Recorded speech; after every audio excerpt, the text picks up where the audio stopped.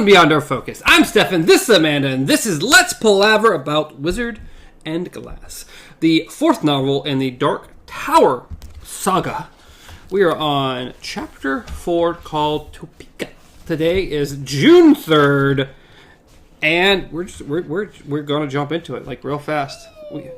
We last left off with the train crashing into the pier here, which was fun.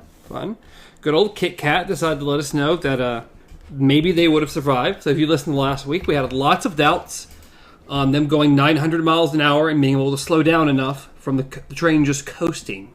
But our local, beyond our focus mathematician. Yeah. He's got the math all up in the comments. Yeah, and I can't disprove anything he says because math and I don't get along. You know, I'm just going to take his word on it. That's really all it's coming down to. I don't want to try to disprove him. I'm happy he went through the math. I mean, that's more than I was willing to do. So we're going to trust one of our only, let me phrase that, our only consistent contributor to the show and one of our only commenters, period, on the show. Go Kit. That's right, Kit Kat. Kit Kat. Right. So, we open up with Jake standing on top of Blaine, and I just find it funny because it says, the wind rippled his hair, now quite long and decidedly unpiperish, back from his temples and forehead in waves. His eyes were wide with surprise. And I just like this because it's actually showing time, which lately we seem to be running into things that can't do that. We literally don't know how much time has passed because it's just... Time is hard. Yeah. Time is hard. Apparently, in the one episode of Twilight Zone, the only way they could show time was through a clock. They were in space. I don't care. They're still going to grow facial hair. That doesn't stop in space. What if you shave? What if you consistently shave? Then nothing changes.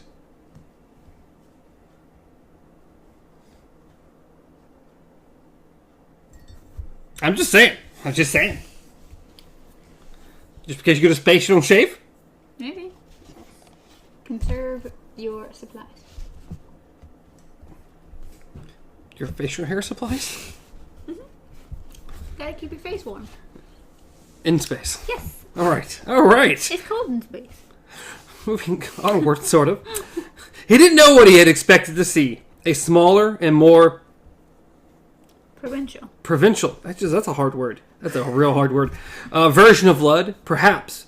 But what he had not expected to see was what loomed above the trees of the nearby park. It was green. It was a green road sign. Against the dull gray autumn sky, it almost screamed with color, with a blue shield mounted on it. 70. Or, if they don't show it, Route 70, more than likely. Yes. So we have an official road sign from our world. We would consider Topeka. Topeka, Kansas. Pretty sure Topeka really exists. I'm pretty sure, right? I don't know. Sure. I'm pretty sure Topeka is the capital of Kansas. Is it? I don't know these things. And I lived there for 3 months. In Topeka? Yes. Well, see, then yes, it was a real place then. I assume it is. I haven't personally been to Topeka. Am I expected to remember every capital of every major state? No, I am not. I can barely remember the ones I'm in. I don't even know. Jackson? Isn't Jackson, Mississippi?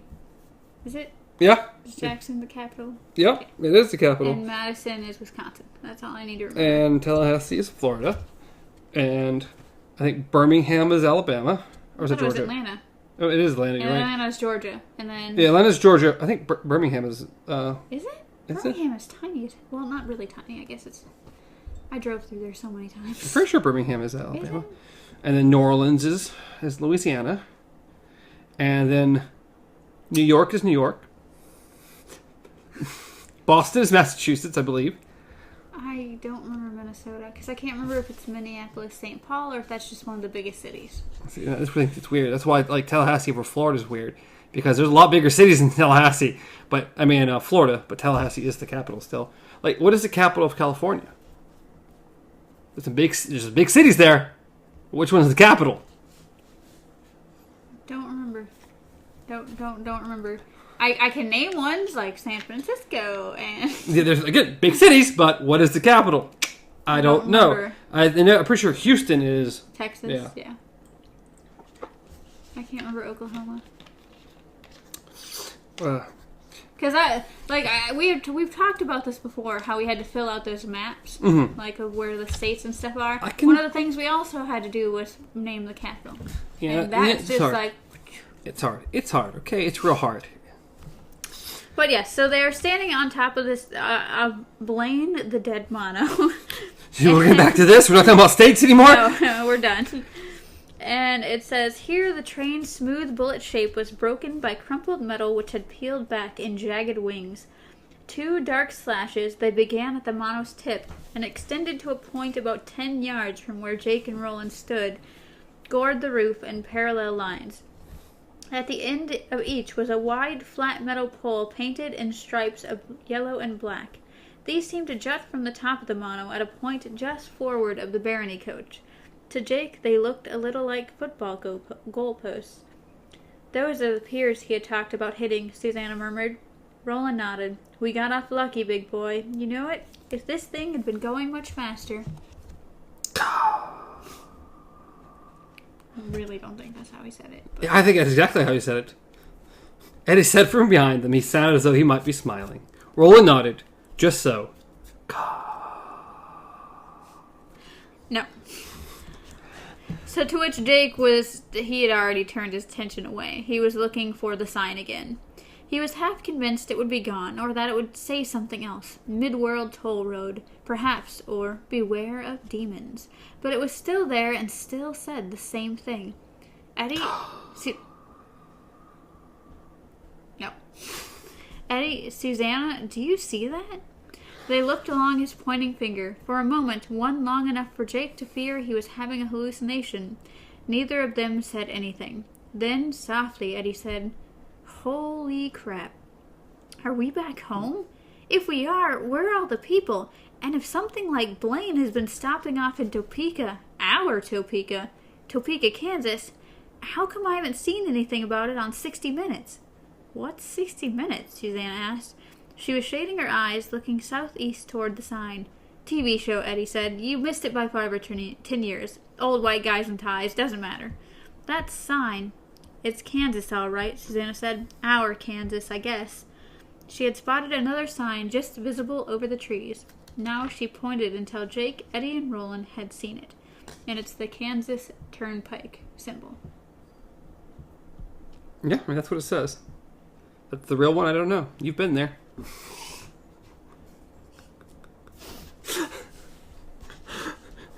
Kansas Turnpike, KTA. Why does it say A? Why is there an A there? K-A, Kansas. And then T in the middle for Turnpike. Okay, sure.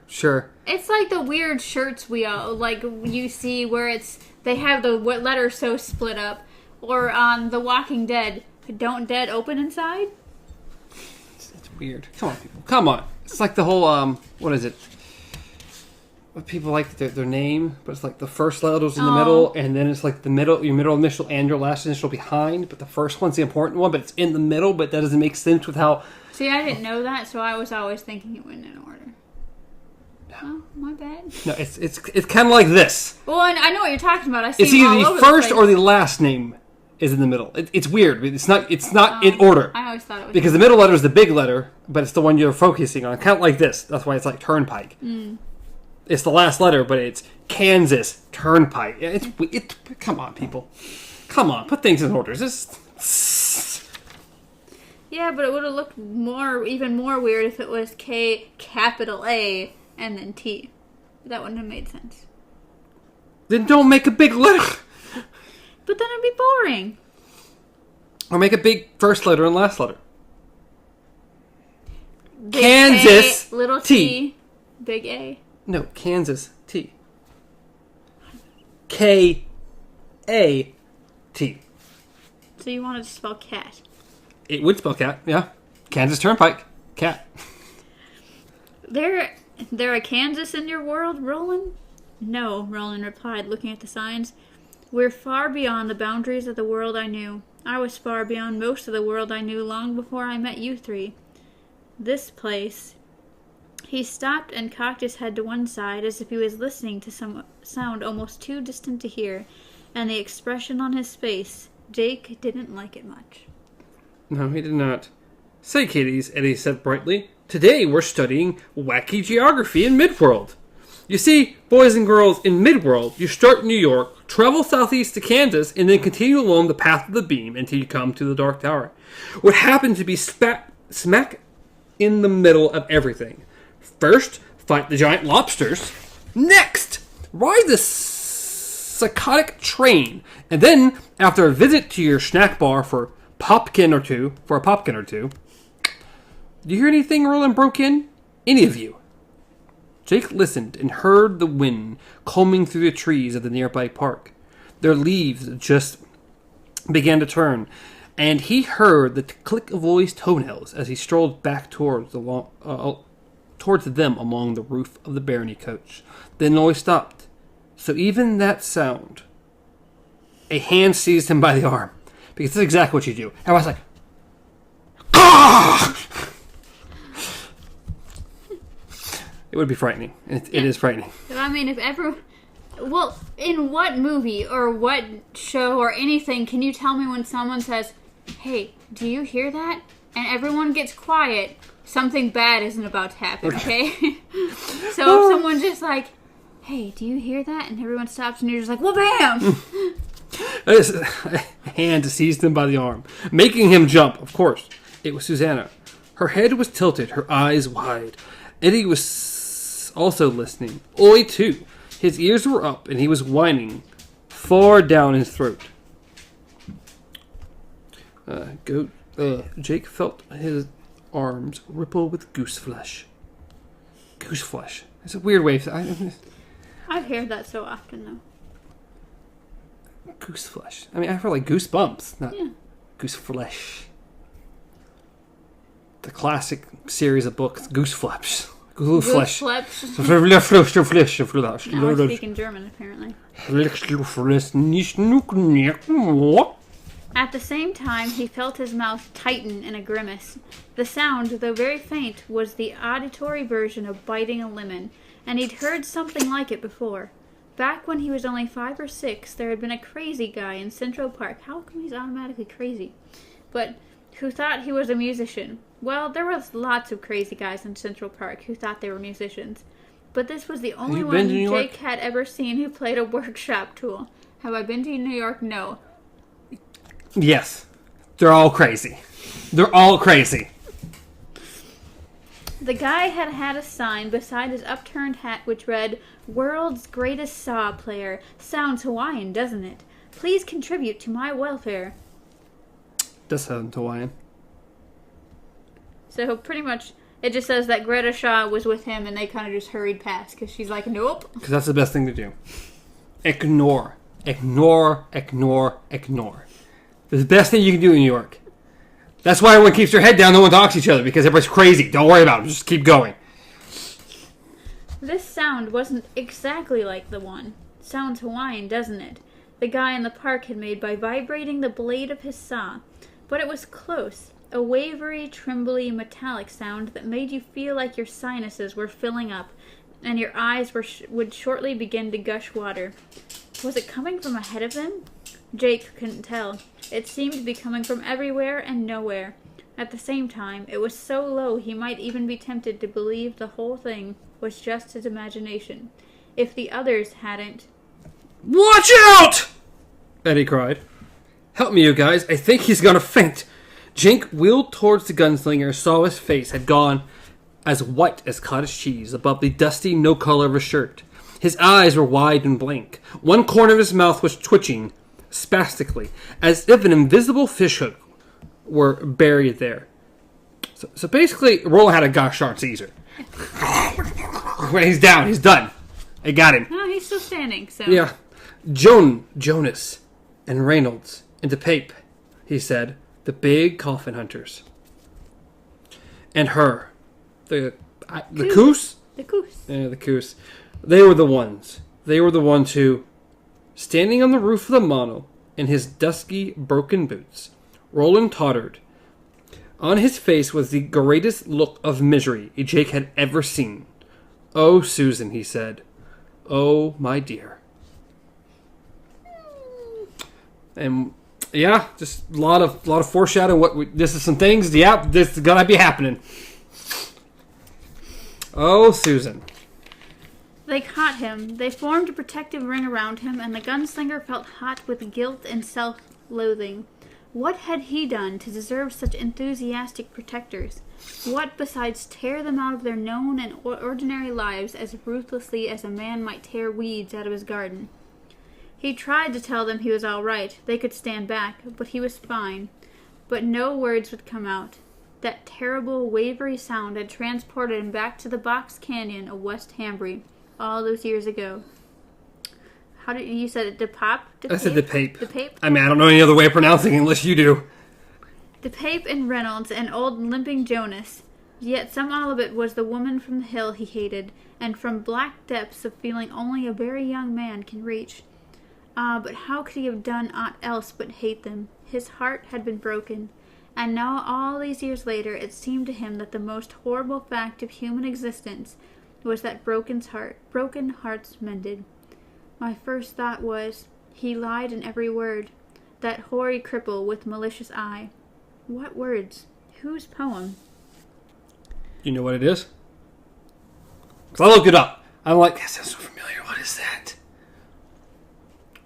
It is... Is it Child Roland? Okay. Child Roland... To the Dark Tower came, yeah. It's the first the first little line of that poem. Oh, wow. So it's weird. Roland knows the poem to which his story was written about.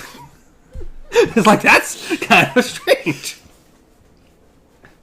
Oh. It's like him saying, Wizard and Glass. What was that book? Like, what are you talking about? Like, Roland, you're going a little Deadpool on us. Exactly. We're breaking the fourth wall here. So yeah, I found it interesting. I was like, there we go. That's weird. Do you know that poem, Roland? Roland, where did you hear this poem at? Please tell us. We'd like to know. I'd love to know where you got that from. Was it the Coos? Crazy lady. Yes.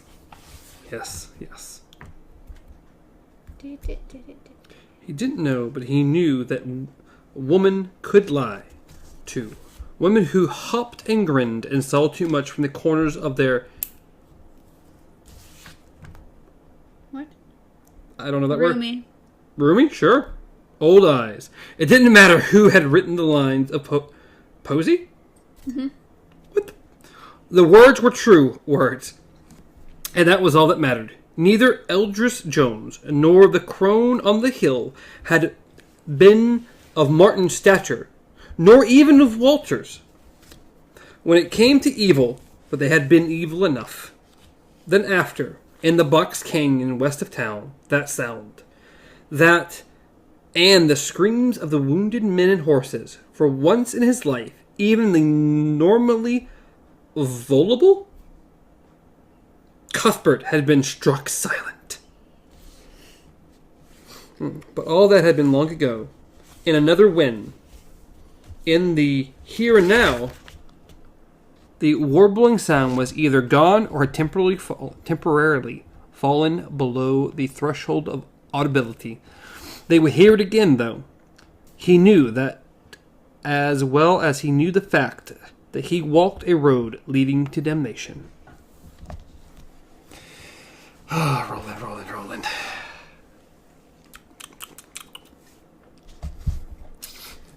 I'm all right, he said, but hear me well. This is very close to where Midworld ends, very close to where Endworld begins. The first great course of our quest is finished. We have done well. We have remembered the faces of our fathers. We have stood together and been true to one another. But now we have come to Athene. We must be very careful. Athene? Jake asked, looking around nervously. Places where the fabric of existence is almost entirely worn away. There are more since the force of the Dark Tower began to fail. Do you remember what we saw below us when we left Lud? They nodded solemnly, remembering ground which had fused to black glass, ancient pipes which gleamed with turquoise witchlight. misshapen bird freaks with wings like great lantern sails.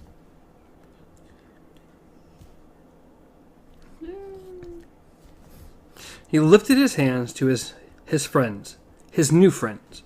Eddie took them and helped him to his feet. The gunslinger fixed his enormous will on not swaying and stood steady. "Who was Susan?" Susanna asked. The crease down the center of her forehead suggested she was troubled, and probably by more than a coincidental similarity of names. Roland looked at her, then at Eddie, then at Jake, who had dropped to one knee so he could scratch behind Oi's ear. "I'll tell you," he said, "but this isn't the place or the time." You know what, Roland? It's never the place or time.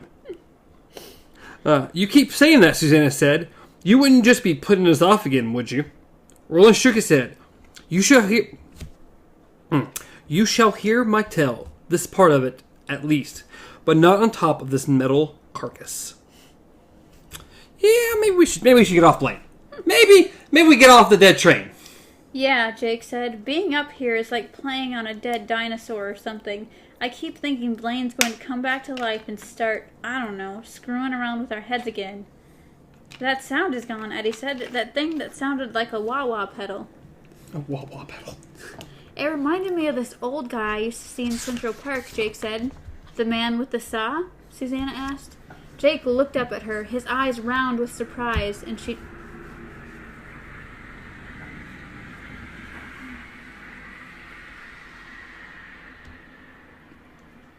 Ballistic missile test. Why do I feel like an airplane just landed in the driveway? It might have. I'm not sure. "Only he wasn't old when I used to see him. It's not just the geography that's wacky here. Time's kind of funny, too." Susanna turned to Roland. Her look was not accusing, but there was a level and open measurement in her eyes that the gunslinger could not help but admire. "I'm holding you to that promise, Roland. I want to know about this girl that got my name." "You shall hear," Roland repeated. "For now, though, let's get off this monster's back." Yes, let's do that. How about you just take claim to that name? It is my name? How dare she have it? I'm gonna go ahead and guess that Susan is a lot older than you.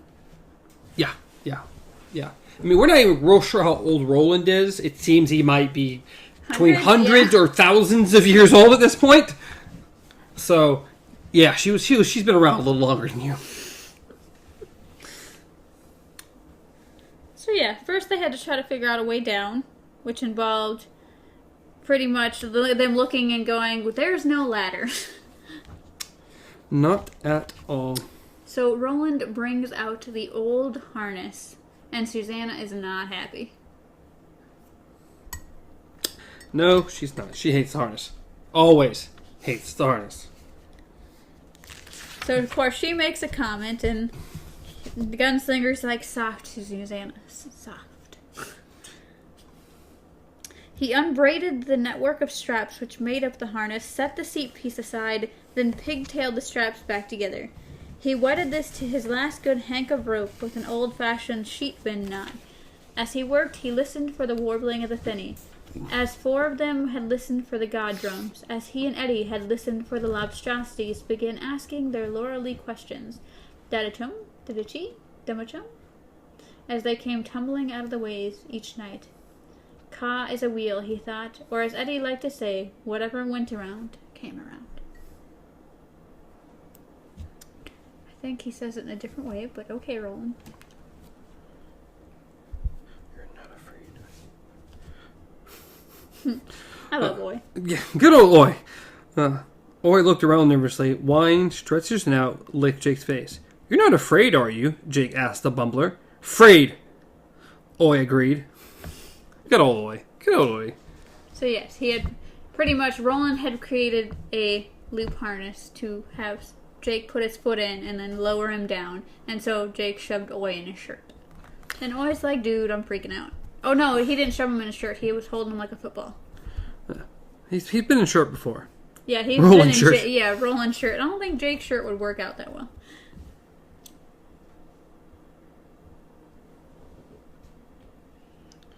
Let's see. She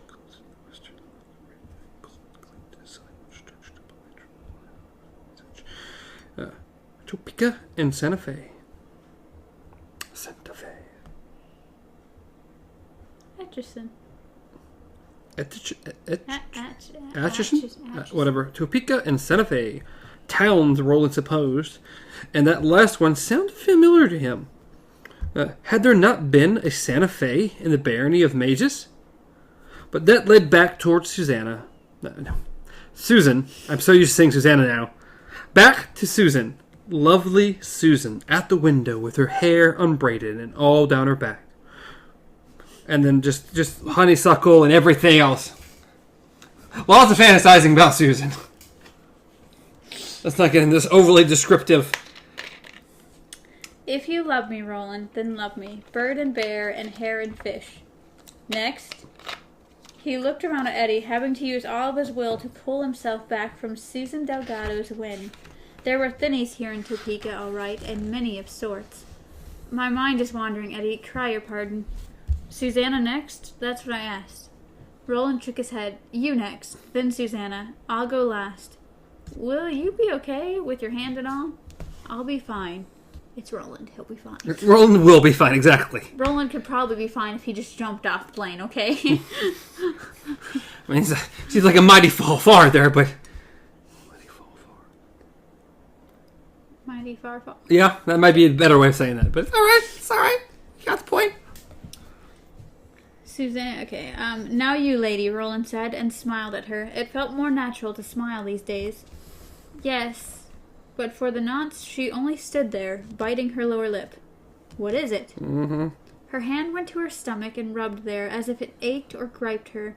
He thought she would speak, but she shook her head and said, Nothing. I don't believe that. Why do you rub your belly? Are you hurt? Were you hurt when we stopped? She took her hand off her tunic as if the flesh just south of her navel had grown hot. No, I'm fine. Are you? Susanna seemed to think this over very carefully. We'll talk, she said at last. We'll palaver, if you like that better. But you were right before, Roland. This isn't the place or the time. All four of us, or just you, me, and Eddie? Just you and me, Roland, she said. Just one hen and one rooster, at least to start with. Now, lower away, if you please. He did, frowning down at her, hoping with all his heart that his first idea, the one that had come to mind as soon as he saw that restless rubbing hand, was wrong, because she had been in the speaking ring, and the demon that dinned there had its way with her while Jake was trying to cross between the worlds. Sometimes, often, demonic contact changed things, never for the better, in Roland's experience. Oh. And unfortunately, my least favorite story thread of the entire series. Well, we'll get to that. I know we will, but still, it's right here. It's right here. To which, of course, Roland fixes up the rope so that he can jump down, loops it, and then does his Indiana Jones stuff down the side of the mono. To which Suzanne and Eddie, or Suzanne especially, thrilled. Oh, we can't get the rope back. Oh, how it's terrible. It's terrible. I hate to lose the harness like that. Yes, her choice words were, I'd rather crawl along the pavement until I got chewing gum all the way up my arms to my elbows. We haven't lost anything, Roland said. He snugged his hand into the rawhide foot loop and snapped it hard to the left. The rope slithered down from the pier. Roland gathered it in almost as fast as it came down. Of course he did. Neat trick, Jake said. Eat Rick, Oyster agreed. Yeah, I like that. That's nice. Boy. Eat Rick. You know what? I don't know who Rick is, but I feel bad for you, buddy. You were gone. Court, Eddie asked. Court. Roland agreed, smiling. The drill instructor from hell, Eddie said. Better you than me, Roland. Better you than me. Eddie, I don't think you would have survived court. No, I don't think a lot of people would survive court. He was not a pleasant man to no means. And also, the whole Eat Rick thing, it just reminds me of the whole fire at will. Like how they have fire at will, and then Will's like, yeah. Oh, okay. Yeah. I've not heard that personally.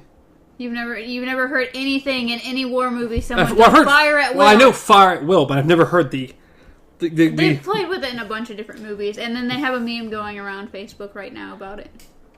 Where it just says fire at will, and then it just shows a picture of a guy in like soldier's fatigues and stuff like that, with a gas mask on that says "will" and then screams inaudibly. I haven't seen that. Okay. Or I've missed that one. So yes, they start walking towards the town, like pretty much actually going into the station now, and they start to kind of hear the noise again.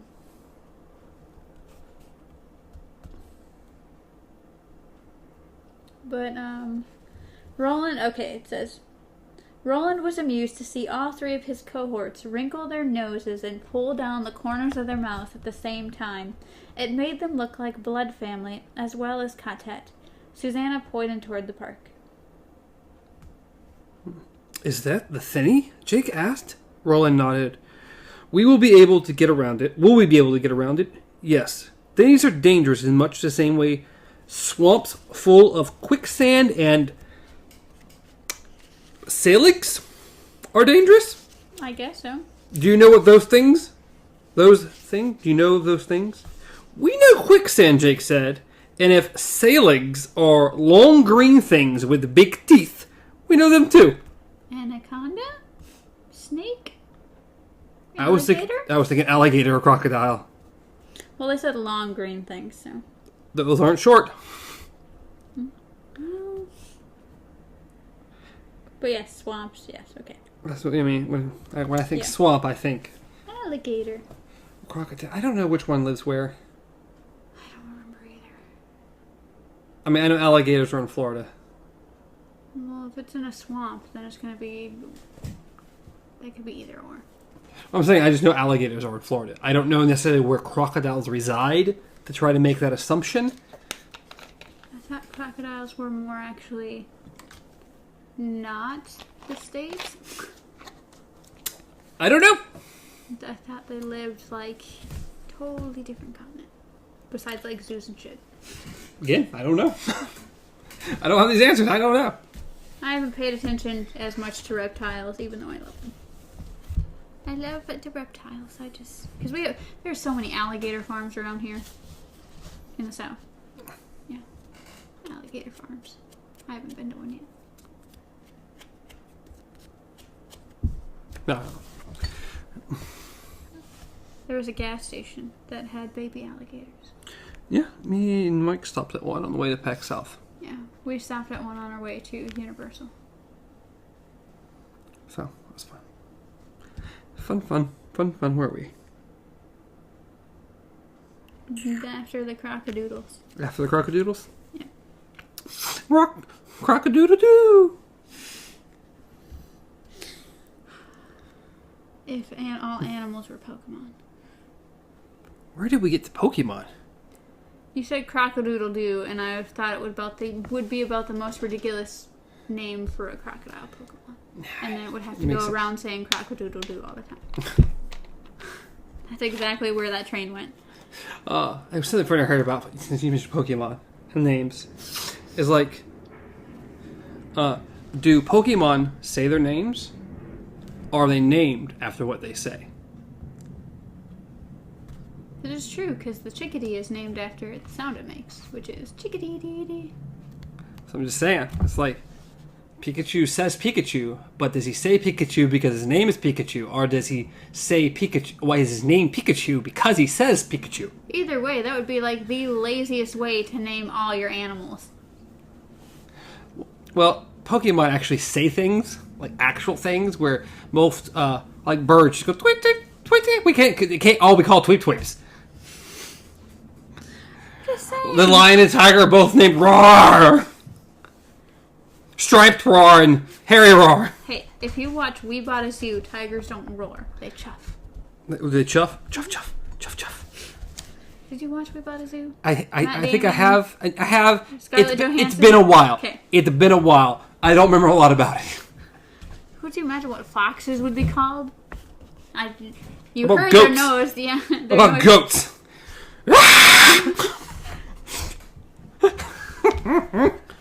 Okay. Back to the book, I think. Susanna turned to look back at Blaine one last time. No silly questions and no silly games. The book was right about that. From Blaine, she turned her eyes to Roland. What about Beryl Evans, the woman who wrote Charlie the Choo-Choo? Do you think she's part of this? That we might even meet her? I'd like to thank her. Eddie figured it out, but... It's possible, I suppose. But on measure, I think not. My world is like a huge ship that sank near enough shore for most of the wreckage to wash up on the beach. Much of what we find is fascinating. Some of it may be useful, if Ka allows, but all of it's still wreckage. Senseless wreckage. He looked round. Like this place, I think.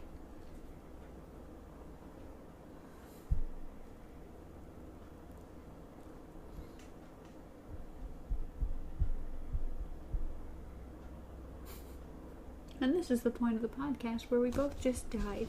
Yeah, why not? Please turn your tape to side 2. But Lud had been going to wreck. Where are you? But Lud had been going to wreck and ruin. Wreck, but that's whack. That's weird. Where? Wreck and ruin for centuries, Susan said. Susanna. I'm not going to be able to do the Susanna and Susan. Where are... Oh, okay. I'm only a few paragraphs. I'm only a few sentences down. I got lost, okay? But Lud had been going to whack and ruin. I don't think wreck and ruin. What's whack? Is it wacky? Wacky! Wreck and ruin for centuries, Susanna said. This place, it may or may not be Topeka, but what it really looks like to me is one of those creepy little towns on the Twilight Zone. You boys probably don't remember that one, but yeah, I do, Eddie and Jake said perfect unison, then looked at each other and laughed. Eddie stuck out his hand and Jake slapped it. They still show reruns, Jake said. Yeah, all the time, Eddie added. Yeah, good old Twilight Zone. It's been around for a while. I love how it's coming back now. And we're still talking about we're talking about it here, we're talking about it there. It's amazing how everything just comes together.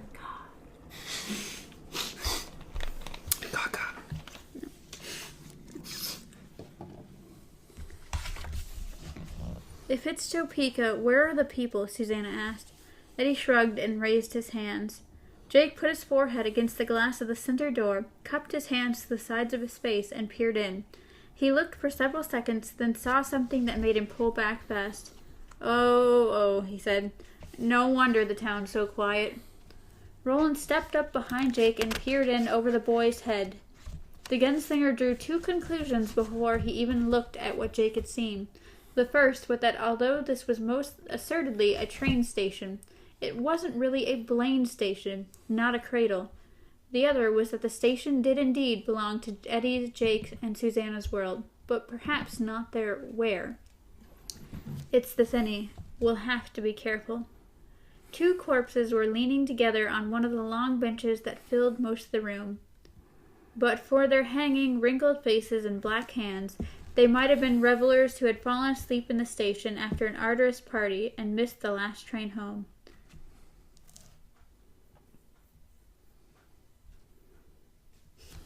He could not see any other dead people, but experience suggested that there were 2 dead.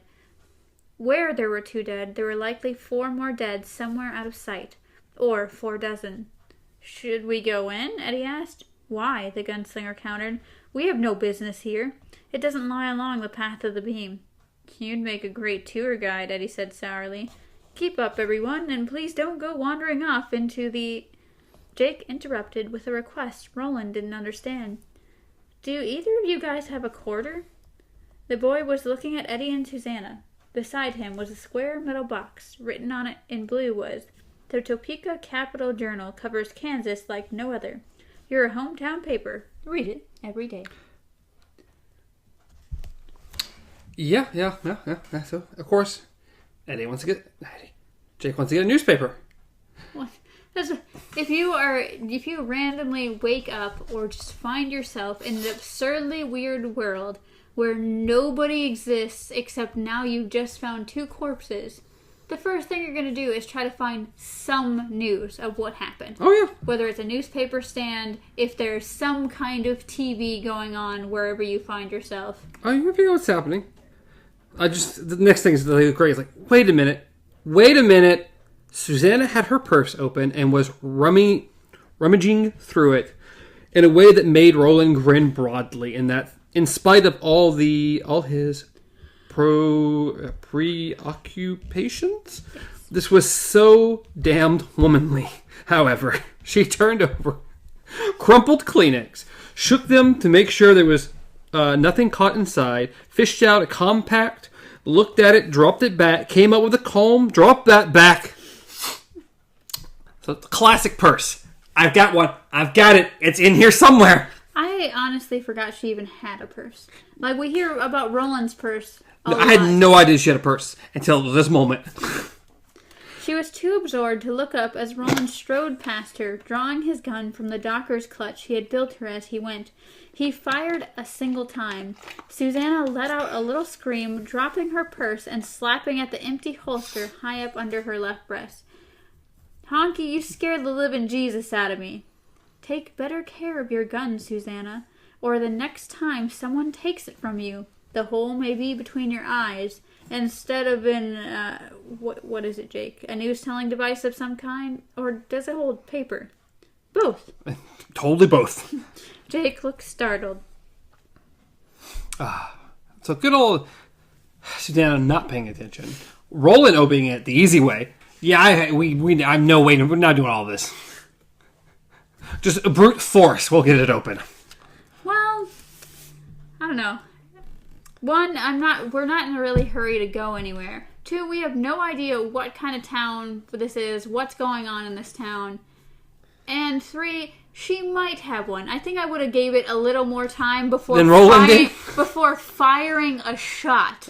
I agree completely. Like, Roland, you really got impatient here. We totally could have waited to see. It's like, could have used that round another time. We don't know who else is in this place, so let's not go firing. Roland just assumed everyone's dead. "Go on," Roland said. "Open it." Jake pulled the handle. It resisted for a moment, then a piece of metal clunked down somewhere inside. Well, yeah, it got shot. The box itself was empty. The sign on the back wall read, "When all papers are gone, please take the display copy." Jake worked it out of its wire holder, and they all gathered round. "What in God's name," Susanna whispered, was both horrified and accusing. "What does it mean? What has happened?"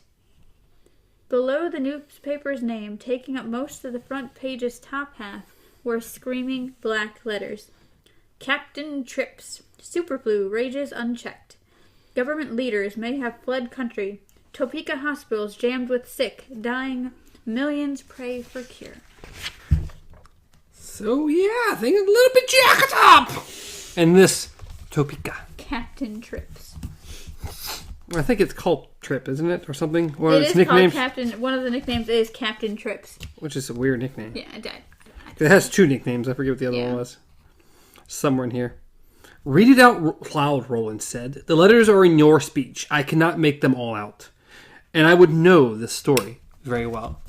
See, you say that, Roland, and I'm like, I could not care less about this story.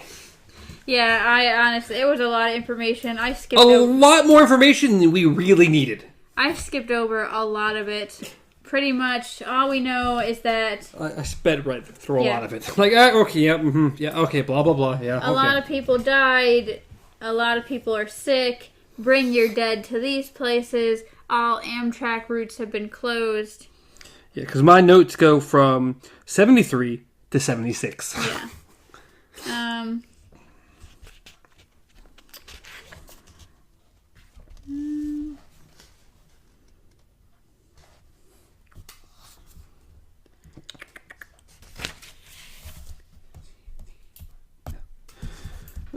So, yeah, lots of terrible things.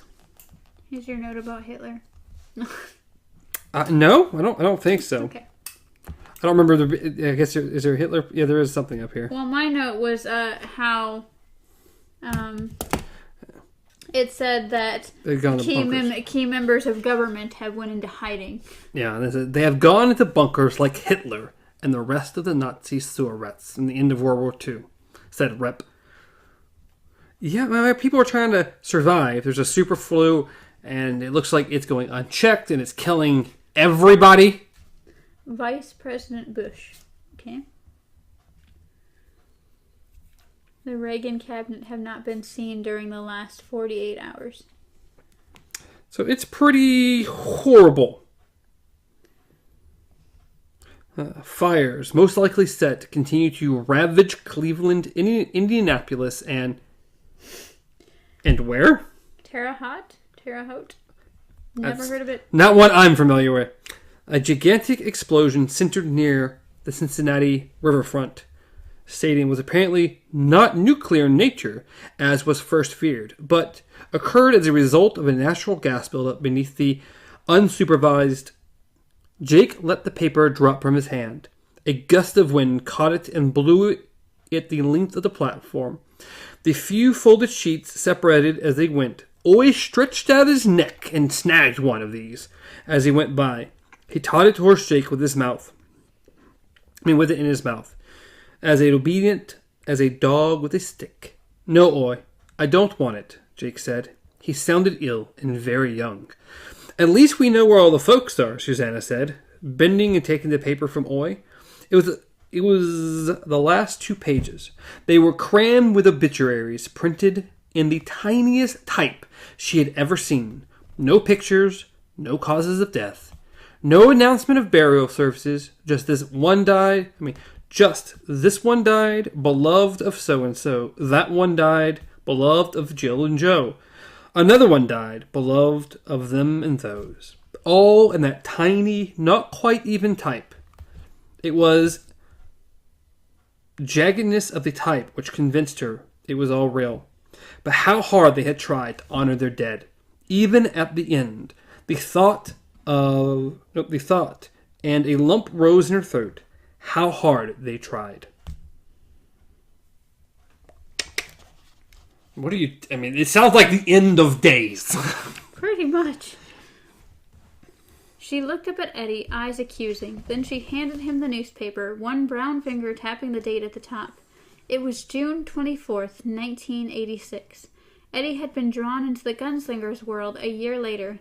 He held it for a long time, fingers slipping back and forth across the date, as if the passage of his finger would somehow cause it to change. Then he looked up at them and shook his head. No, I can't explain this town, this paper, or the dead in the station, but I can set you straight about one thing. Everything was fine in New York when I left. Wasn't it, Roland? The gunslinger looked a trifle sour. Nothing in your city seemed very fine to me, but the people who lived there did not seem to be survivors of such a plague as this, no. There was something called Legionnaire's disease, Eddie said, and AIDS, of course. That's the sex one, right? Susan asked. Transmitted by fruits and drug addicts? Yes, but calling gays fruits isn't the done thing in my win, Eddie said. He tried to smile, but it felt stiff and unnatural. So, this never happened, Jake said, tentatively touching the face of... Oh, okay. The face of Christ on the back of the paper. But it did. It happened in June's sowing of the year 1986. Jesus, Roland. And here we are in the aftermath of that plague. If Eddie's right about the length of time that has gone by, the plague of this superflu was this past June sowing. We're in Topeka, Kansas, in the reap of 86. That's when of it. As to where, all we know is that it's not Eddie's. It might be yours, Susanna, or yours, Jake, because you left your world before this arrived. He tapped the date on the paper, then looked at Jake. You said something to me once. I doubt if you remember, but I do. It's one of the most important things anyone has ever said to me.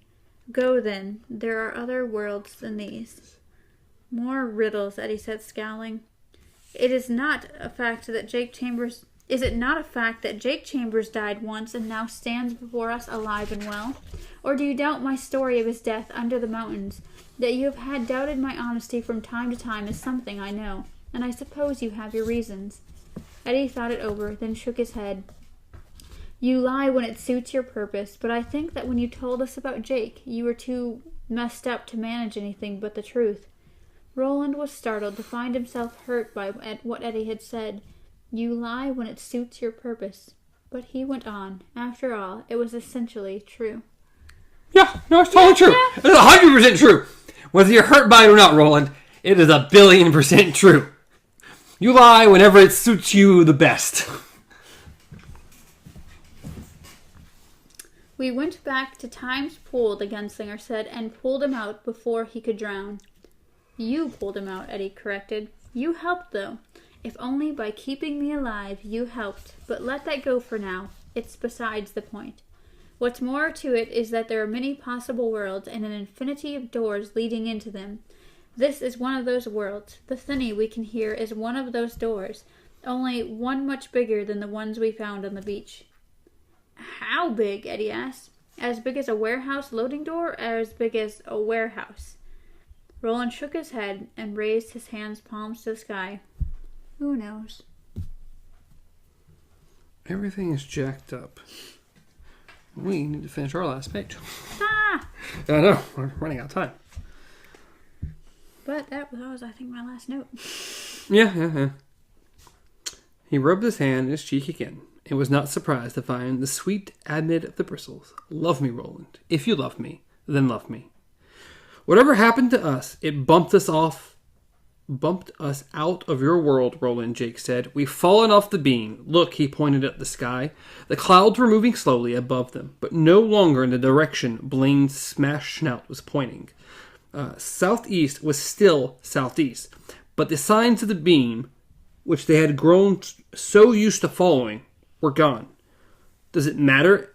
Eddie asked. I mean, the beam may be gone, but the tower exists in all worlds, doesn't it?